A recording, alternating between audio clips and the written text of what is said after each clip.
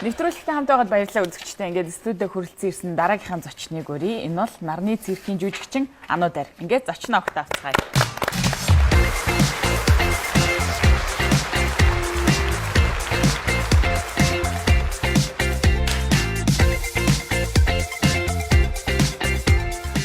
За ингээд бидний урилгыг хүлээвч хүрэлцэн ирсэнд баярлалаа. Орой минь төргий. Сайн байна уу? Орой минь төргий. Харин сүүлийн үед нарны циркийн уран нуграачдыг Монголоос л шалгаруулдаг болсон гэж доосон үнэн үү? Ер нь Монгол уран нуграачид тэнтгэр үн цэнтэй тооцогддог бай. Манай Монголын уран нуграачд их чадварлаг. Дан ганц уран нуграач биш. Акробат, жонглерч бүх төрлийн циркийн бүх жанр төрөлтөө циркч манай Монголын циркчтэй их хүчтэй. Тэгээд ер нь бол одоо нарны цирк 20-од шоутай дэлхийн өнцөг болон бүрд байрладаг. Зарим нь суурин, зарим нь нүүдлийн, зарим нь дэлхийгээр ингээд тойроод явж байгаа, зарим нь яг хотуудаар ингээд тойроод явдаг. Тэгээд миний яг шоу маань дэлхийгээр яг ингээд тойрж твээр ингэж явдаг гэсэн. Ануудар маань нугардаг үзүүлбэр хийдэг үү? Тийм би шоунда усан дотор нугардаг үзүүлбэр хийдэг гэсэн. Нарны цирк бол одоо циркчдийн хувьд одоо мөрөөдөл гэдэг штеп. Чиний бодлоор яагаад ер нь тийм байд юм бол нарны цирк юугаараа тийм гайхалтай юм бэ? Миний хувьд ер нь бол баралж хойлыг үз шиг санагддаг гэсэн.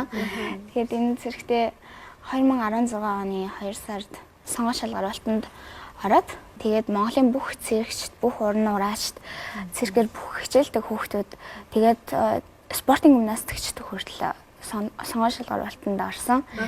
Тэрэнд би тэнцээд яг 4 сард хариугаа аваад тэгээд 6 сард Монтреал руу яг очсон. Амаараа зууцсан байхдаа ятга тоглолдог гэж сонслоо л доо. Мөнх Эрдэнэ багш маань ер нь ингээд ятгачи тоглолдог угаасаа багасаа нуурдаг гэсэн юм чинь хослуулаад хийвэл ямар вэ гэд санал тавиад Мөнх Эрдэнэ багш анх энэ санаа гаргасан юм байна тий? Тийм багшийн маань нөхөр гампруу ахыг мэдэн штэ. Тийм гампруу ах анх санаа гаргаад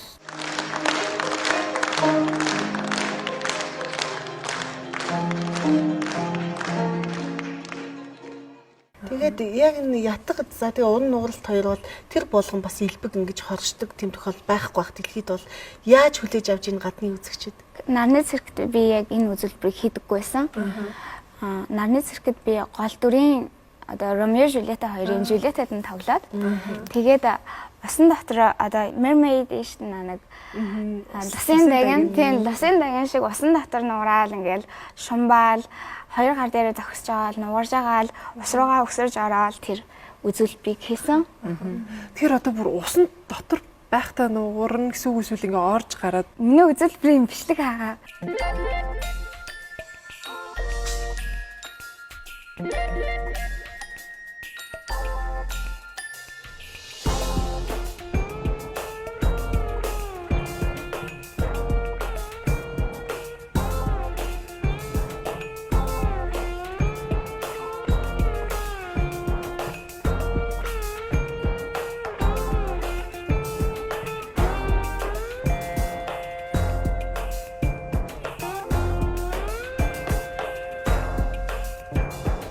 Тийм Монтреалд хаад хараа яг 3 сар бүр яг усны бэлтгэл хийгээд тэгээд жүжигийн бэлтгэл, уран чадвар нэг бүх одоо айгүй олон багш нартай өглөө 8-аас эхлээл 5 цаг хүртэл Канадад байхдаа 3 сарын турш яг тэгэж бэлтгэж байгаа шоунд ирж тоглож байсан. Аргагүй л дээ чи биеийн хүчнийх дахиад дээрээс нь усан сэлнэ гэдэг чинь Ер нь усан сэлжсэн үү өмнө сэлдэг байсан уу тий? Усан сайдаг байсан уу? Монголчууд их айдаг шүү дээ. Яг тоглолтод одоо яг юм Амалуна гэдэг шоунд тоглож байсан. Энэ шоунд ийм дүрийг бүтээгээд яг юм усан дотор нуурах юм байна гэд тэгэж мэдээд тэгээд бассейнд явж эхэлсэн. Тийм баг зэрэг сэлдэг болоод очсон. За.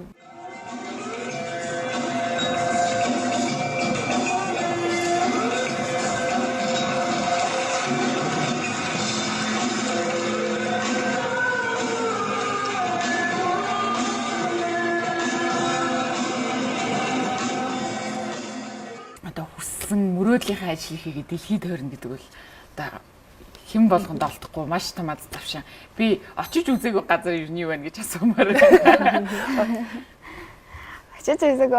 нийтдээ би яг 14 настайгаас одоо дэлхийгээр тариад аялын тоглолт хийж эхэлсэн. Яг уран уралт бас ятгаараа. Нийт 23 орон 55 хотоор явж үзсэн мэлээ. Одоогийн байдлаар.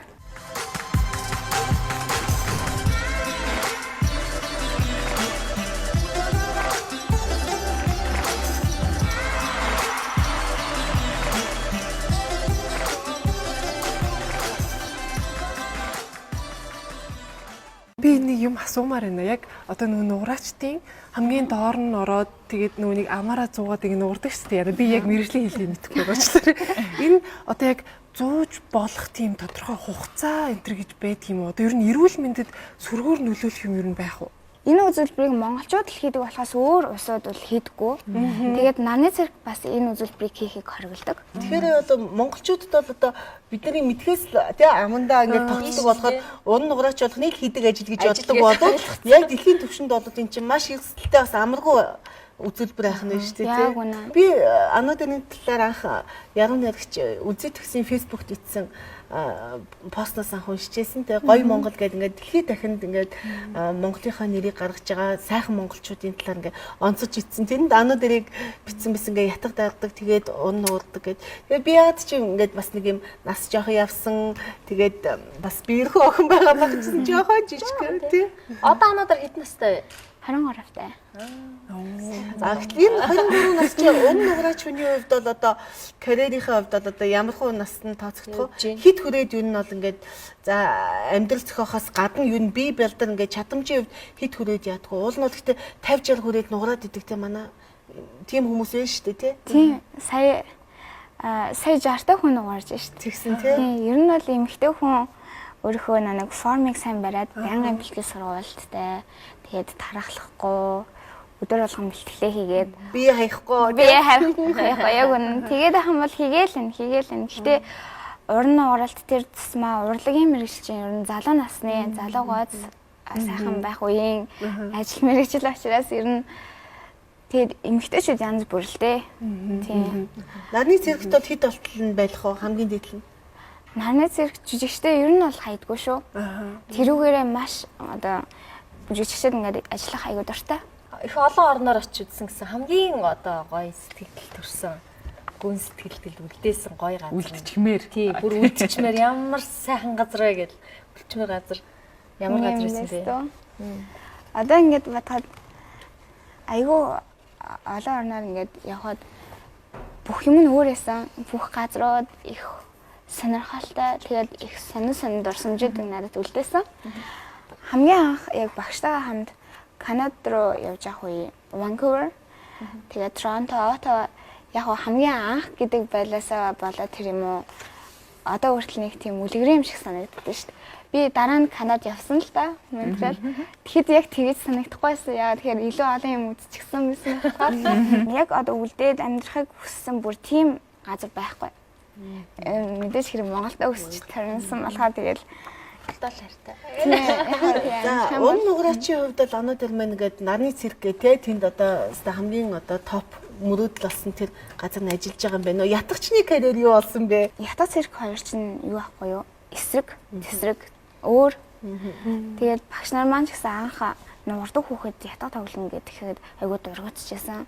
Гар хуруучин ийм чанга бүдүүн байраг ингээд хөгжимчид чинь уян налархаа тэр тусмаа ятгачин хүний гар хуруу ямар гоё байх ёстойг мэдэн штэ гэл тэгжсэн. Тэгээд бүдүүн баг юм уу? Тийм штэ нөө.